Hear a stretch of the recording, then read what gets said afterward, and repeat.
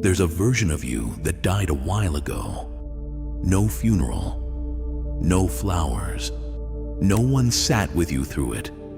You just kept walking, kept calling it growth, but you never actually let go. You've just been dragging the body. You know exactly which version I mean. The you before the heartbreak. The you before the failure. The you who still believed in something before life quietly took it out of your hands. You talk about them sometimes, usually in past tense, usually with a strange kind of ache. I used to be so much more fun. I used to trust people easily. I used to believe things would work out. You say it like it's nostalgia. It's not nostalgia.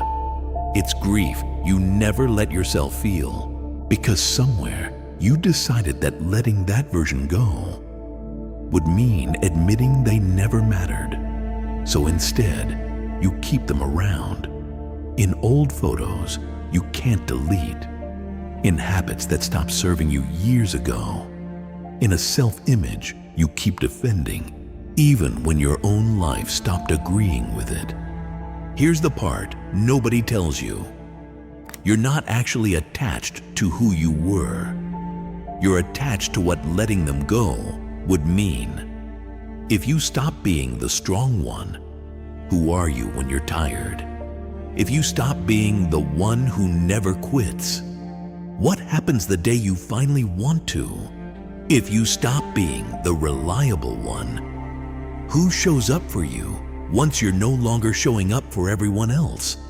If you stop being who you've always been, you have to face someone you've never actually met. And that's terrifying.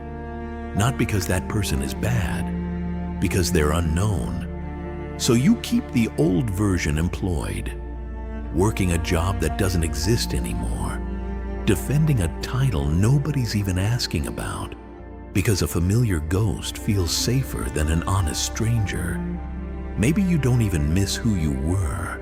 Maybe you just miss being certain about anything at all. But here's what it actually costs you. Every version of you that you refuse to bury becomes a filter you see your whole life through. You make decisions for a person who technically doesn't exist anymore. You stay in relationships that made sense for who you were 5 years ago. You chase goals that used to matter to someone you've quietly outgrown. You keep proving a point to people who stopped watching a long time ago. And slowly, you stop living a life. You start running a museum.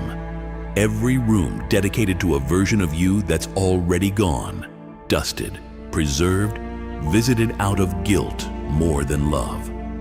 Meanwhile, the person you're actually becoming, they're standing outside, knocking, and you keep telling them to wait. Not yet. Let me just finish honoring who I used to be. You never do finish. There's always one more room to preserve. Here's what most people get wrong about letting go. They think it means erasing the timeline, pretending those versions never happened, speeding through years of pain like they were just a rough draft you're embarrassed of now. But every version of you did something the current one couldn't have done without them. The version who trusted too easily. She's the reason you eventually learned who was actually safe. The version who kept quitting. He's the reason you finally figured out what was worth finishing. The version who broke completely. That collapse is the exact ground you rebuilt yourself on. They weren't mistakes standing in your way. They were early drafts, necessary ones. And every draft earns the right to be closed once it's done its job. So here's the actual art of letting go. Because it's an art, not an event. It doesn't happen in one dramatic moment. It happens in small, quiet decisions to stop defending someone you no longer are. Letting go doesn't mean that version of you didn't matter. It means they mattered enough to finally be allowed to rest. You don't owe your past selves an eternal shift at the front desk of your identity. You owe them a proper goodbye, the one you never gave them, not because they failed you, because their job is already done. So say it, even just once, even quietly. You did what you could with what you had. Thank you. You can stop now. If you need a place to start, write it down. A short letter to the version of you that's finally ready to rest. Not to relive them, to release them. That's not betrayal. That's the closest thing to peace you'll find.